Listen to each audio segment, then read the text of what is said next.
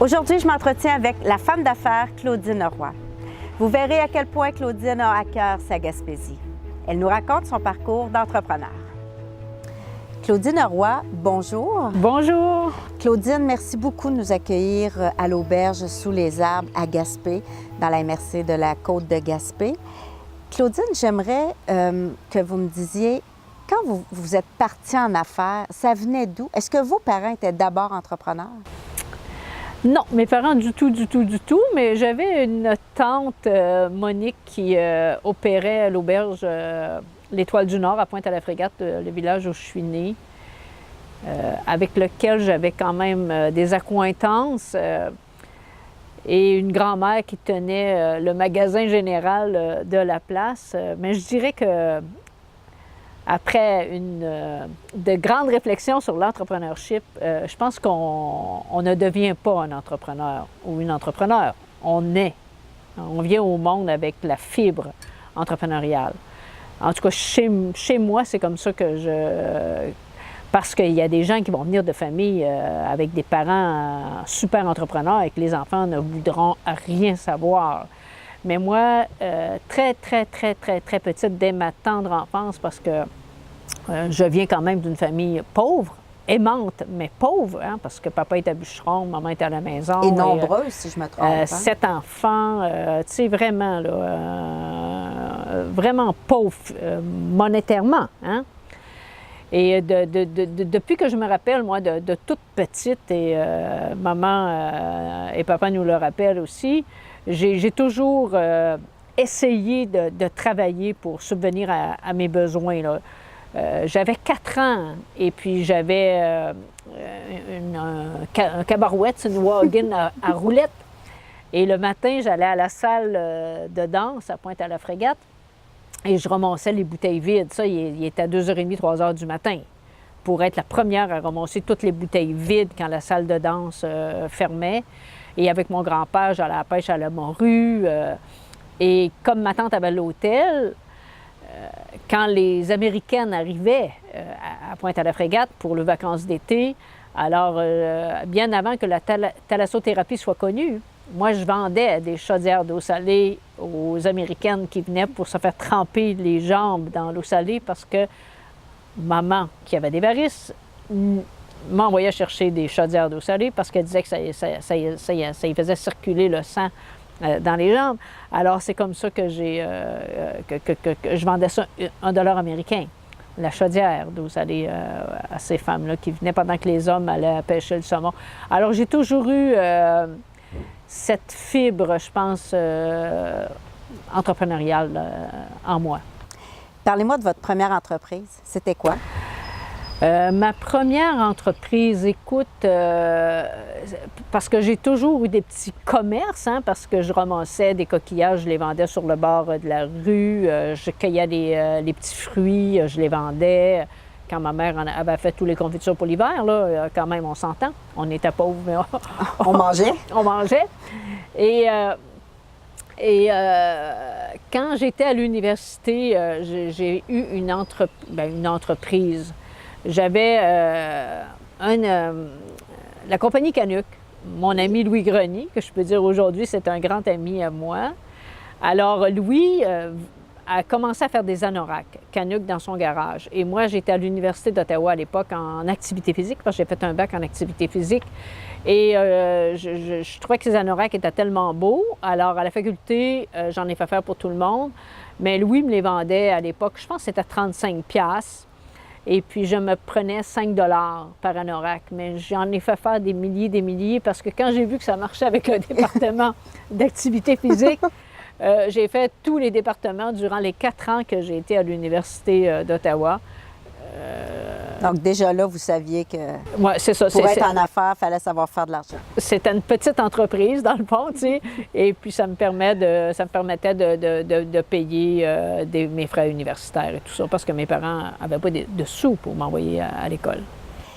Parlez-moi du Brise-Biz maintenant que vous avez fondé, que vous avez mis sur pied, qui est vraiment un endroit incontournable ici à Gaspé. Absolument. C'est rendu aujourd'hui, on peut le dire, une institution, le Brise-Biz. J'ai parti le Brise-Biz dans les années 85 Moi, je ne connaissais absolument à rien en tout à la restauration. Je ne connaissais même pas les vins, vraiment là, 0, 0, 0 pin bar. Et puis, j'ai rencontré un Montréalais pur laine qui a déménagé à Gaspé. Et lorsqu'il est arrivé ici, il a dit « Hey, il n'y a pas de place pour sortir, aller prendre une soupe, un café pression.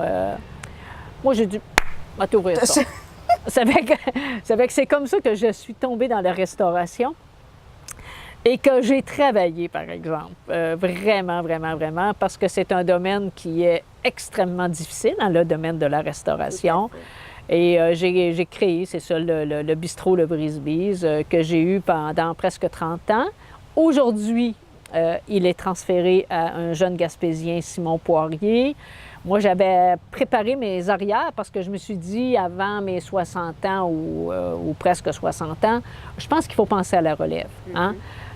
Parce que, je l'ai dit tantôt, c'est des domaines qui sont difficiles. Très difficile, la restauration, je roulais entre 40 et 50 employés en haute saison, toujours 35-40 employés durant l'année. Alors, ça faisait beaucoup de monde à gérer et tout ça. Et puis, je m'étais dit, écoute, regarde, faut que tu trouves ta relève. Mon fils, Clovis, le seul fils que j'ai, en secondaire 4, il m'avait dit « Maman, je pense que tu devrais pas vendre ton bistrot. Peut-être que je reprendrai. » Mais Clovis s'en allait en génie aérospatial. Alors, il est dans les airs. Et puis, quand il est revenu après sa première année en génie, il a dit « Écoute, garde, je ne reprendrai pas ton entreprise, celle qui est le Brise-Bise. » Alors, à ce moment-là, j'avais déjà quand même, dans ma perspective, 2 ou 3 personnes qui pouvaient prendre ma relève. Parce que c'est une grosse entreprise. Le Brise-Bise, c'est vraiment une grosse entreprise. C'est une entreprise parce que quand je vois Simon, il dit « Mon Dieu, tu as monté une grosse machine. » Oui, c'est une grosse machine. C'est sûr que c'est un petit bistrot, mais c'est un bistrot qui a un des très bons chiffres d'affaires, je pense, du Québec aujourd'hui. Et puis moi, j'avais ciblé cet homme pour qu'il prenne ma relève. Et pour qu'un transfert d'entreprise, je pense, se fasse bien, en tout cas moi, c'est moi qui a financé le transfert de cette entreprise-là. Mais c'est tout à votre honneur parce qu'on s'entend que les jeunes, démarrer une entreprise, souvent, le plus gros défi, c'est le financement. Absolument. Et souvent, très souvent, surtout en restauration, il y a aucune institution financière qui va vouloir prêter des sous. Alors, on s'est assis avec les fiscalistes, les comptables. Moi, ce que je voulais, c'est que ça réussisse, au-delà de l'argent. Parce que je me suis dit, j'ai mis une grande partie de ma vie dans cette entreprise. Les gens de Gaspé ont toujours été là pour me soutenir, m'aider. Alors, j'ai dit à Simon, moi, tu n'emprunteras pas un sou noir pour ce transfert, et c'est moi qui finance la vente de cette entreprise, le Brise-Bise. Et ça va super bien. Et je peux vous dire aujourd'hui que Simon me rembourse beaucoup plus que le protocole de remboursement qu'on avait fixé. Et il est meilleur administrateur que moi et j'en suis très fière. Ça fait que Par contre, quand il a besoin de moi, il peut m'appeler une fois par jour, une fois par semaine. On se rencontre, on regarde les états des résultats ensemble, sa rentabilité. Et puis, ça me fait plaisir. Lorsque je peux être en conflit d'intérêts, tout ça, je dis « Ah, va voir ton comptable, il va être mieux que moi pour te conseiller à ce niveau-là. » Ça fait qu'on en très belle complicité, et ça, j'en suis vraiment, vraiment très, très fière, et c'est une réussite. Je pense que les gens qui veulent assurer la pérennité de leurs entreprises, je crois que c'est une très, très belle façon de faire. Vous jouez aussi un peu le rôle du mentor. Vous le mentorez. Absolument, absolument. Tu sais, je suis là pour lui. Je l'aide, je le supporte parce que, comme cet été, il y a énormément de monde. Ça roule, je te dirais, comme jamais ça a roulé. On est comme assommé par le roulement et le chiffre d'affaires qu'il fait. Mais écoute, il est là, il est présent, il est avec sa clientèle, avec ses employés. C'est un être fabuleux. Parlez-moi justement du début de cette entreprise-là, il y a une trentaine d'années. J'imagine que, comme tout entrepreneur, peut-être même plus comme femme entrepreneur, est-ce qu'il y a eu des belles réussites? Oui, mais est-ce qu'il y a eu aussi des échecs dont vous gardez un souvenir, mais pour éviter de refaire ces choix-là?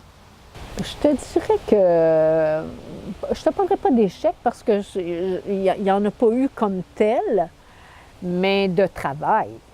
De travail. Écoute, moi, là, je me levais à 3 heures le matin, je me lève encore à 3 heures le matin parce que j'ai ça en moi, là, mais jusqu'au soir, là, à travailler d'arrache-pied, là. Je te dirais, à un moment donné, j'ai bifurqué vers la haute cuisine. Tu sais, j'avais à l'étage du haut, il y avait un restaurant qui s'appelait le Quatre Temps, à une certaine période. Et puis, ça coûtait de l'argent à chaque année. C'était le bistrot en bas qui faisait vivre la table, qui était vraiment une très grande table pour notre milieu. Et puis, c'était impossible d'arriver avec ça. Alors, j'ai décidé, après quelques années, de faire vraiment le bistrot sur les 2 étages. L'étage du haut demeure quand même plus intime, plus salle à manger, alors que le bas, c'est les amis, c'est les spectacles, c'est le bar. Et puis maintenant, on a les terrasses.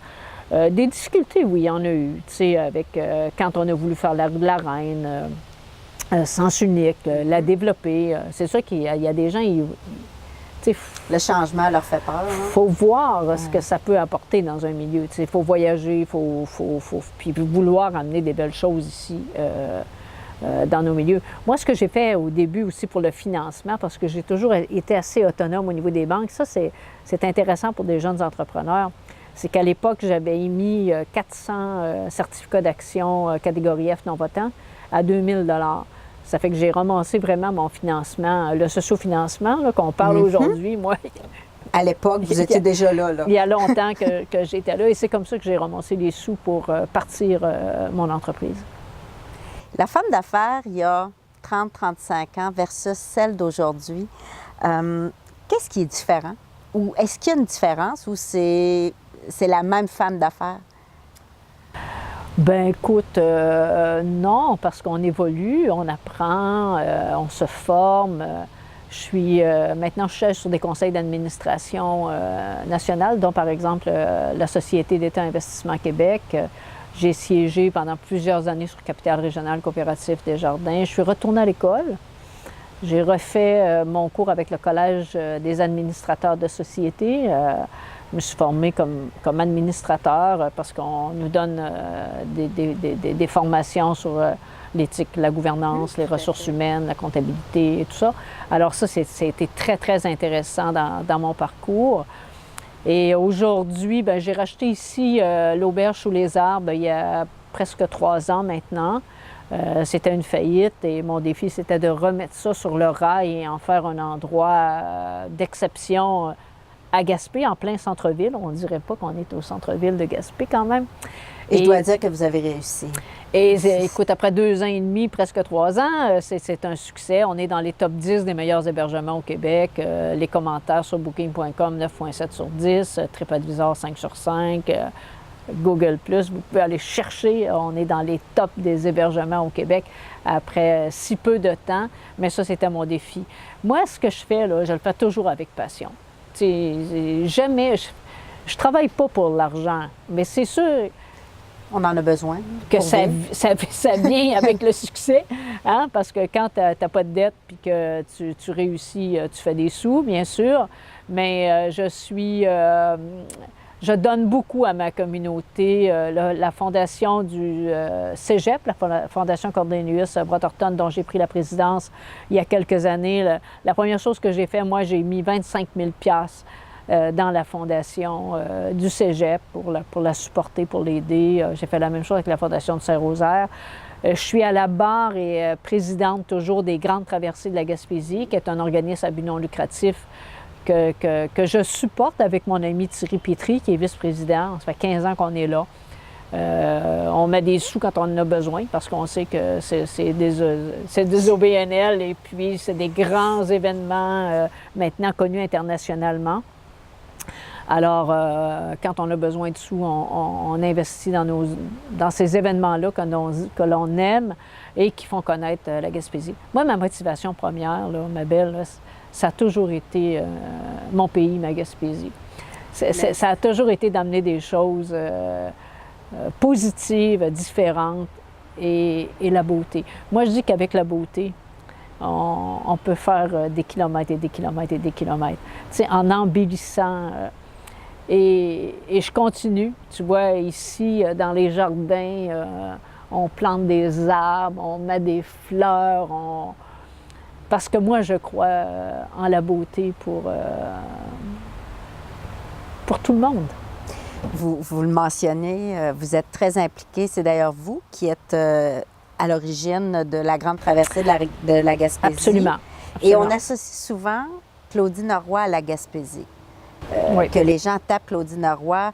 Qu'est-ce qui fait que vous avez cet amour? Cet amour-là pour la Gaspésie? Des fois, je me dis, des fois, ça peut être fâchant aussi, parce que c'est comme des missions qui te dépassent. Honnêtement, là. Tu sais, parce qu'il n'y a pas une journée que je ne suis pas à la défense ou que je porte fièrement ce drapeau de Gaspésienne, si tu veux. Tu sais, je voyage à travers le monde. Tu sais, avant de dire je viens du Canada, je viens de la Gaspésie, Québec, Canada. Tu sais, la Gaspésie, ben, c'est le bout du monde. Tu sais, c'est le Finistère. Je suis venue au monde comme ça.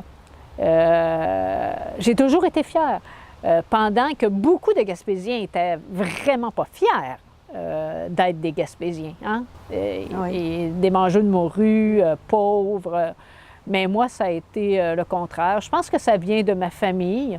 Ma mère, qui était une femme extraordinaire, qui a toujours reçu les gens chez nous, même si on était pauvres. Hein? On mangeait de la morue, mais elle était bonne, elle était fraîche. Et puis, mon grand-père, qui était pêcheur, m'avait fait comprendre que comme j'étais une fille de bord de mer, que la mer, ça allongeait le regard, ça élargissait l'œil, puis ça agrandissait le dedans. Je pense que c'était mon héritage. Et c'est avec ça que je suis partie dans la vie, avec cet amour profond de ce pays, de Gaspésie. Et j'amène des gens, que ce soit Guy Laliberté en 2009, que j'ai rencontré à Las Vegas, puis que je lui ai dit qu'il fallait absolument qu'il vienne à Gaspé pour célébrer les 25 ans du site, parce qu'on sait que le premier spectacle du Cirque du Soleil a eu lieu à Gaspé en 2004. Puis en 2009, alors que tout son entourage me disait que c'était impossible qu'il vienne, tu sais, mais il est venu. Quand on a parti les grandes traversées, mon ami Thierry Pétry, avec lequel j'ai parti ça, il dit, écoute, je suis d'accord qu'on parte ça, les grandes traversées, mais il dit, ça serait le fun d'avoir l'astronaute Julie Payette. Bien, écoute, Julie Payette... on fait partie, puis elle est presque à toutes les années. Hein? Oh, depuis les 15 dernières années. Je ne sais pas si ça sera là pour la 16e, parce que là, avec son poste de gouverneur général, on verra. Mais écoute, elle ne devrait pas manquer ça. Elle devrait venir skier quand même avec nous l'hiver prochain.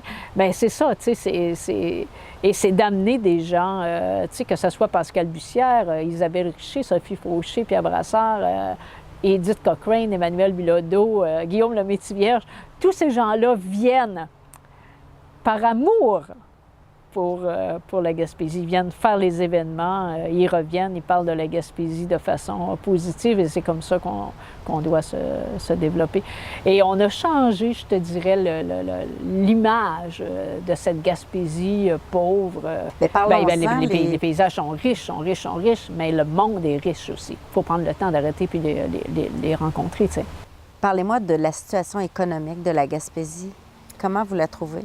Bien, écoute, moi, je parle toujours, bien sûr, de mon coin ici, du bout de la péninsule. Gaspé, c'est sûr que ça va super bien, hein, avec l'usine de pales d'éoliennes, Rivière-au-Nord avec la pêche. Tu sais, on est quand même des entreprises qui fonctionnent bien. Gaspé aussi, c'est une ville de fonctionnaires. Mais l'économie, c'est bon. C'est bon.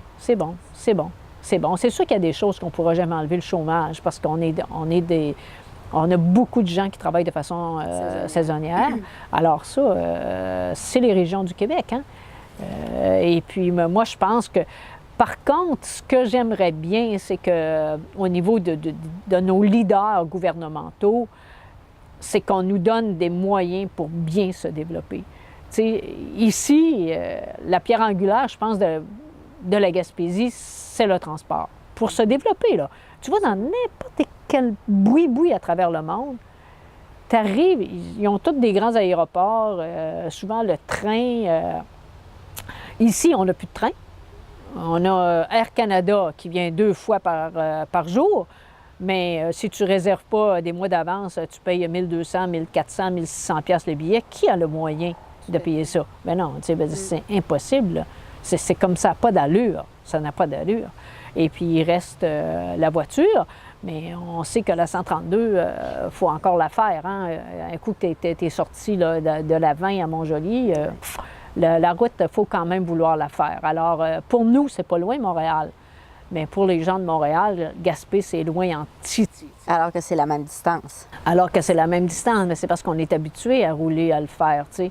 Ça fait que le monde a 1000 km, 1000 km, c'est sûr, parce qu'à Montréal, tu fais 10 km, puis ça t'en prend 3 heures, tu sais. Mais nous autres, c'est comme... On est ailleurs avec tout ça, tu sais. On est vraiment ailleurs avec tout ça. Mais ça serait superbe si nos leaders, nos politiciens, là, redonnaient aux régions ces moyens de transport. Et écoute, il y a 50 ans passés, le train venait à Gaspé. Aujourd'hui, il ne vient plus. C'est une hérésie, selon moi. C'est vraiment une hérésie, ça. On devrait avoir le train partout dans nos régions. Alors, tout est là. Tout est installé. Ouais, il reste à entretenir. C'est parce qu'on a laissé aller nos infrastructures. Comme les quais? Effectivement. Les quais, là, c'est les portes d'entrée de tous... C'était les portes d'entrée de tous les petits villages. Tu sais, c'était vraiment notre porte d'entrée. Les gens arrivaient par la mer, tu sais, puis les bateaux. Aujourd'hui, bien, écoute, regarde à Mont-Louis, il n'y a plus de quai, ou en décrépitude, Mont-Saint-Pierre, tu sais, c'est tous des bouts de quai à moitié, puis souvent sont défaits. Si on avait des quais, tu sais, revoir nos infrastructures portuaires, peut-être pas des quais dans tous les villages, comme il y avait avant, mais au moins avoir des endroits où les bateaux... de croisière moyen, quand je pense au le CTMA vacancier, par exemple, puis s'arrêter à Mont-Louis, puis s'arrêter, parce qu'à Mont-Louis, c'est un quai en eau profonde, là, tu sais. Exactement. Ça fait qu'il y en a plein, il y a plein de places comme ça en Gaspésie. Ne serait-ce que redonner le quai. Moi, je considère que les quais dans les régions, chaque quai a c'est un peu un endroit public où les gens se rassemblent. Un peu, je m'amuse toujours à dire, un peu comme... Oui, puis jase. Un peu comme la Grande Allée à Québec, la rue Saint-Denis à Montréal. En Gaspésie, les régions, on dit, l'endroit où on va aller jaser, où on va, comme on dit en Gaspésie, où on va se ramasser, bien, c'est sur les quais. C'est sur les quais, absolument. Absolument. Tu sais, si tu regardes ici à Gaspé, à Sandy Beach, vas-y, ce soir, il y a une 50aine de personnes qui sont au bout du quai. Avec le canne à pêche, à jase, sont au macro, bar. C'est sûr, c'est la place. Ouais. C'est les places pour se retrouver, tu sais. Ça fait que, en tout cas, moi, je serais vraiment partie prenante pour qu'on investisse dans nos... Même, j'avais une idée encore plus folle. Puis j'en parle souvent. À chaque fois que je rencontre un ministre, je le dis, tu sais. Moi, ce que j'aimerais, c'est qu'on ait... En tout cas, pour la Gaspésie, un bateau de croisière qui deviendrait un hôtel flottant. Par exemple, il y a le Festival en chanson de Petite-Vallée. Le bateau peut être là avec 400-500 personnes à bord. Et imagine comment est-ce qu'on pourrait se développer. Tout à fait. Comment veux-tu qu'on construise des hôtels, tu sais, mettons pour 400 personnes ou 300 personnes. Mettons juste 300 personnes. Mettons tu sais, à un coup de la saison touristique, tu peux pas vivre à moins d'avoir bien de l'argent puis d'investir énormément. La même chose, Gaspé, il y a le Festival de musique du bout du monde qui s'en vient en fin de semaine prochaine. Le problème qu'on a, là, il y a zéro hébergement. Il y a zéro hébergement. Il y a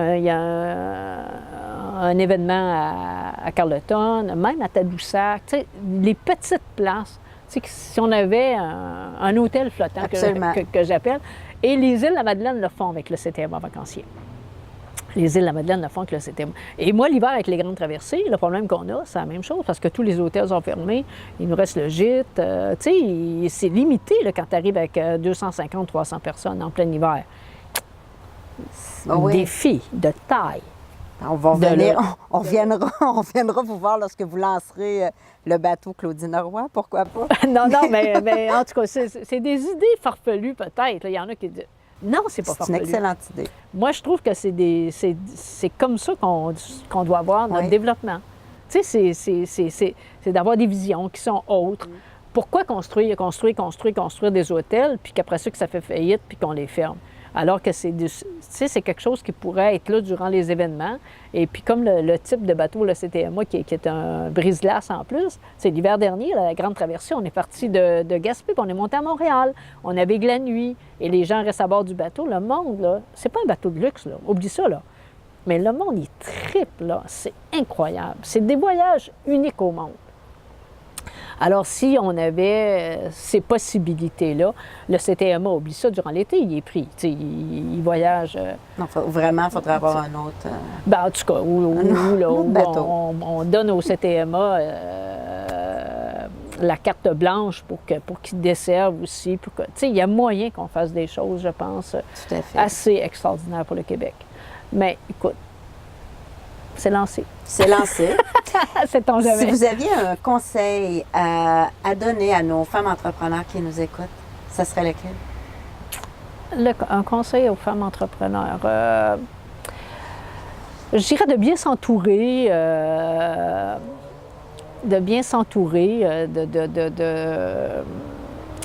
d'avoir la passion. Tu sais, je pense que si t'as beau partir n'importe quoi, là, une shop de bobettes, là, si t'es pas passionné de tes bobettes, tu n'iras pas loin. En tout cas, moi je crois fortement que c'est la passion qui nous drive dans tout. En tout cas, moi, c'est ça. C'est vraiment une question de passion. Après ça, tout vient. Tu sais, si tu n'aimes pas ce que tu fais, tu vas te lever le matin puis tu ne seras pas de bonne humeur. Puis je dis toujours à la blague, il faut se lever de bonne heure. Tu sais, moi, je me lève, je suis chanceuse. Je dors pas tant que ça, et puis j'aime ça me lever très tôt. Alors, 3h30, 4h le matin, c'est là que j'ai mes bonnes idées, je travaille, je suis tranquille, tout le monde dort. Ça fait que j'ai une couple d'amis, par contre, que je texte à 4h puis qui répondent. Quand même. Quand même, oui. Et c'est des femmes. C'est ça! Qu'est-ce qu'on peut souhaiter à Claudine Roy? Est-ce qu'elle a un rêve? Un autre projet? La seule chose qu'on peut me souhaiter et que j'espère avoir longtemps, c'est la santé. Parce qu'avec la santé, on peut tout faire. Hein? J'ai un ami, d'ailleurs, qui a fait les 15 grandes traversées, puis qui est en phase, qui est en soins palliatifs avec le cancer. Alors ça, c'est terrible. Tu sais, 70 ans, puis que tu vas crever demain matin. Écoute, moi, je pense qu'avec la santé, puis l'amour, c'est ce qui est le plus important. Le reste, comme disait ma grand-mère, t'as bien beau d'avoir bien de l'argent, le coffre-fort ne suit pas le corbillard. Ça fait que faut se prendre au sérieux, mais juste ce qu'il faut, tu sais. Aimer, l'amour, Claudine Roy, faire de l'activité physique. Mille merci. Ce fut vraiment très intéressant et très agréable de s'entretenir avec vous. C'est un plaisir.